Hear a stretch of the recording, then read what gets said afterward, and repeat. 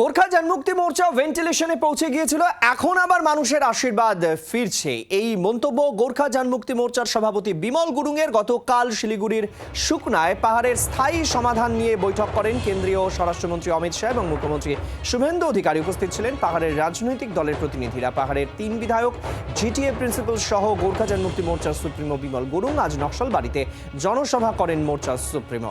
ছিলেন অন্যান্য মোর্চার নেতারাও। পাহাড়ের স্থায়ী সমাধান নিয়ে একজন মধ্যস্থতাকারী আইপিএস পঙ্কজ কুমার সিং এর নেতৃত্বে পাহাড়ের রাজনৈতিক দলের প্রতিনিধিদের নিয়ে কমিটি গঠন করেছেন কেন্দ্রীয় স্বরাষ্ট্রমন্ত্রী এবং মুখ্যমন্ত্রী।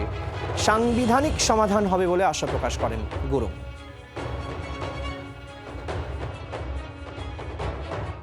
पहाड़ तराई डूअर्स के लिए जो जगह का अंतर्भुक्ति के लिए संग संग में संवैधानिक समाधान के लिए बात हुआ।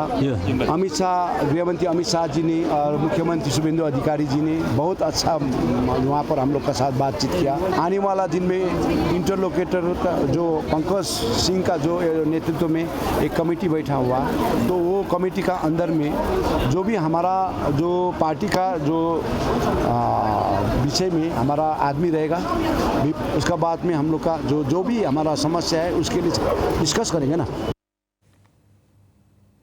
100 দিন পেরিয়েছে রাজ্যের নয়া সরকার। এই 100 দিনে কতটা বদলেছে বাংলা? শিক্ষা থেকে স্বাস্থ্য, শিল্প থেকে সামাজিক প্রকল্প, কতটা এগোলো বাংলা? জি 24 ঘন্টা মেগা কনক্লেভে থাকবেন মুখ্যমন্ত্রী, রাজ্যের অন্যান্য গুরুত্বপূর্ণ মন্ত্রীরা। মেগা কনক্লেভ দেখুন 25শে আগস্ট দিনভর। 100 কণ্ঠে বন্দে মাতরম, 100 দিনের চাওয়া পাওয়া, বাংলার সব থেকে বড় কনক্লেভ।